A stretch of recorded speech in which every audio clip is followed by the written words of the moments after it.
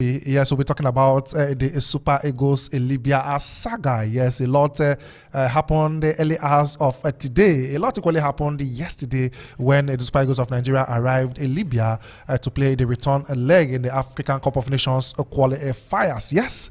Yesterday, the Super Eagles of Nigeria quickly, they were ahead the whole stage. You know, when they arrived, they were about touching down Benghazi. And of course, the Libyan government had to give out sort of command to the pilot to take the plane elsewhere. And of course, he had to obey. He drove the plane to somewhere else, another airport entirely. And of course, from that airport to their hotel, it's about 2 to 3 hours driving. When they got there, the airport officials refused the Super Eagles of Nigerian players leaving the airport.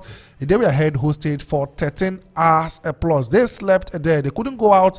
They couldn't go nowhere. Even coming back to the country became an issue. And of course, a report got to NFF, it got to CAF, and of course, the Libyan government, they still held the Super Eagles players hosted, refusing them leaving the country. After all said and done, yes, today, finally, they've been given an opportunity, a pass to leave the country. The players had an agreement that they will not be playing that very game. Yes, they will not be playing against Libya in Libya. So, fortunately for the Super Eagles players, they are heading back home to the country after 13 hours plus, getting almost to 15 hours that the Libyan government had to hold the Super Eagles players to host it. Kanute, obviously, this is a slap in the face of Nigerians and, of course, Nigerian football generally, talking about NFF. Yeah, this is also inhuman from the Libyans. I don't. It was looking like a desperate and an intentional act. Yeah, it is not looking like it's an intentional act. It's something that it's not sportsmanly. I don't understand the aim towards this.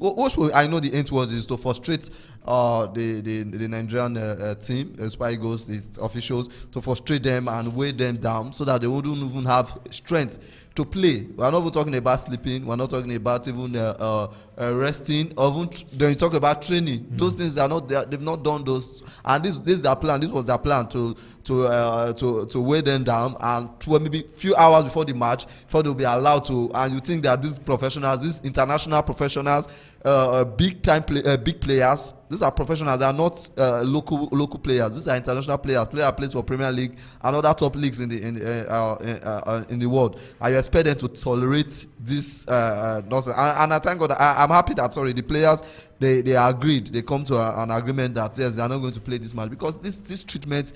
They have players who weren't brought up in Africa, and this why would other continents not look at us in this light? If a country like Libya is doing such a thing, why would they look at us in this light? Why would other players be willing to come and play for Africa when things like this happens in this century? Things like this, it's not as if we have a political tension between Libya and Nigeria. How? Where did that come from? And their aim is because there are reasons that we treated them the same way, treated you the same way. It's Libya. Why would we want to frustrate Libya? First of all, to what Libya?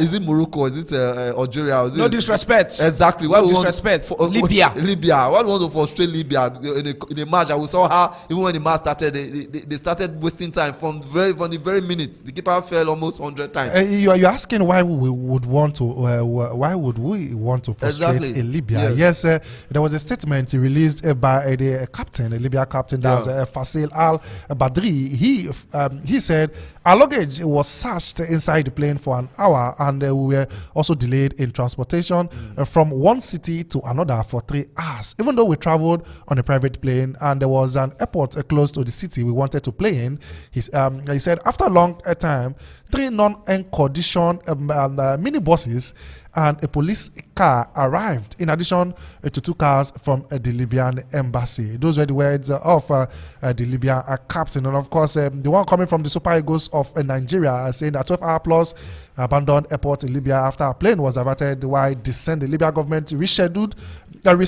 approved landing in Benghazi with no reason. They've locked the airport gates and left us without a phone connection, food, nor drink, all to play mind games. And of course, Victor Osimhen had to send a statement, like concerning this to CAF. Like earlier this morning, William Trustekong, of course, is captain of the Super Eagles of Nigeria. He called made a statement calling out CAF, and Victor Osimhen said actions like this go against the spirit of sportsmanship.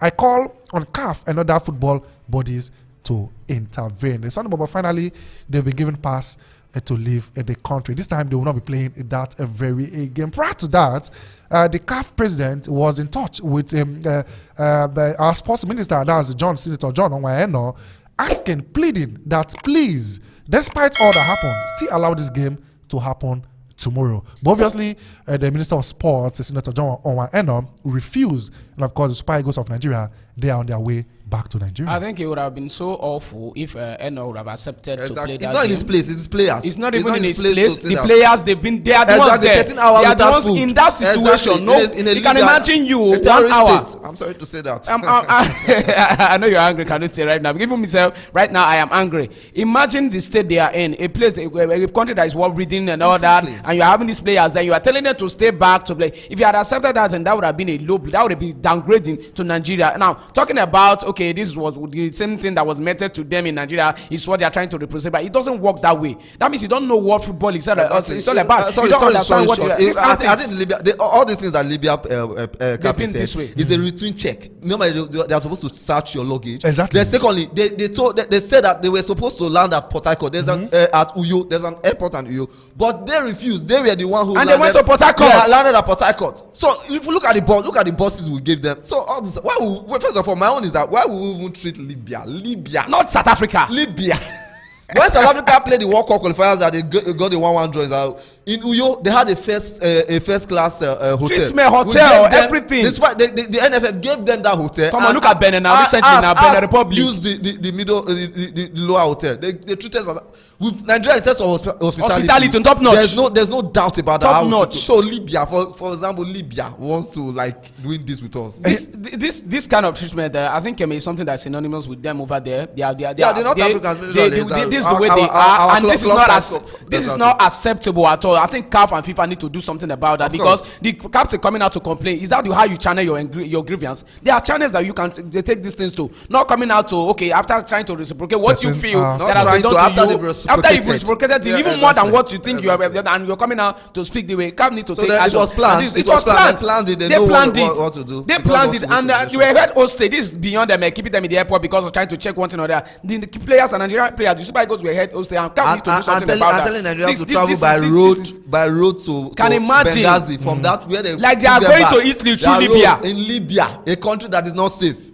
Travel by road. All right, after all said and done, CAF had to release a statement saying that the matter that's between Libya and Nigeria has been referred to the CAF disciplinary board for investigation, and appropriate action will be taken against those who violated the CAF statutes and regulation. Can I tell you think something about I want to say something. I think it's because of the social media. Thank God for social media and everything. The pictures were out there, the videos were out there, how they came with one mini bus, snapping video, making mockery of the Super Eagles players, and not even Boniface have to react. Of course, you expect Boniface to react. He will definitely react about that. Now, this coming from CAF, this shows that even if our government are not there, they are not doing what they are supposed to do. We are not a country. We are not people that you toy with. You play with us this way, and you think you can just let it go that way. It's totally unacceptable. Now you're keeping people, and our CAF needs to do something about it, and they need to add. This is unacceptable. Totally unacceptable. Before the CAF president, the South African, I don't know his name, came out to plead with what is known as passport. It means that they know that Libya has, so they shouldn't like say find out who defaulted. They know the situation of this issue. What is the penalty for this? What are they going to do? Because if they don't do anything about this, are you optimistic something will happen? I don't even know because if the 3 points were to be awarded to a country, which of the countries would the 3 points be awarded to?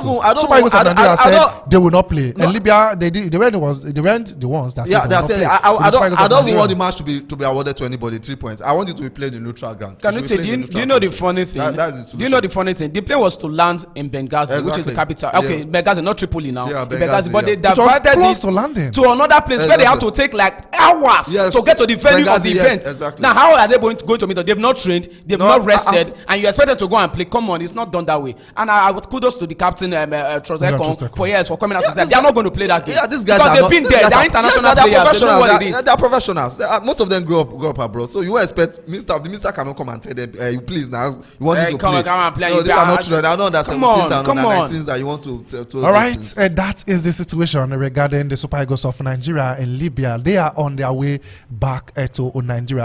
After 13 hours plus, they've been held hostage at the airport. Good one is that they reached an agreement that they will not be playing that game. Hopefully, who knows, maybe CAF will reschedule that game on the neutral ground for them to participate, but we'll get to see. Or if they want to award 3 points, which of the countries, I beg your pardon, will the 3 points be awarded to, or will they share spoils? Will they be 1-1? We'll get to see the decision CAF will make after releasing this statement that there will be punishment meted out to whoever that is guilty of this very much offense. Good one. The Super Eagles players, they are back. They are on their way back to Nigeria.